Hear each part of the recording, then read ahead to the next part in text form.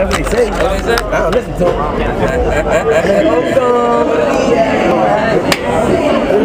Like a bottle or something. Excuse me.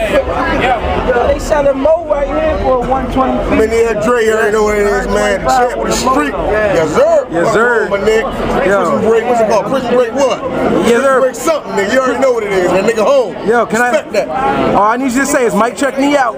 Fuck all that shit. I'm fucking with Let me say what? Mike check me out. That's all. That's it. I said all that. That's all you need. Mike check me out. You already know Maniac Dre. Mike check me out. We Yeah, they see me already. All day, every day. That's right.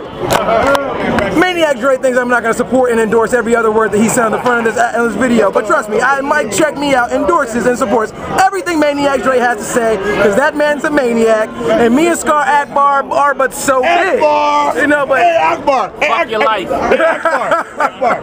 How you doing, who we got over here with us? Body more banging shit, Maniac Dre, what it do? Welcome home, shorty. You already know. Talk shot, shorty. Yeah! Talk shot, shorty. Yeah! Yo, DMV Awards, 5th annual. Oh! Good! Free Goon!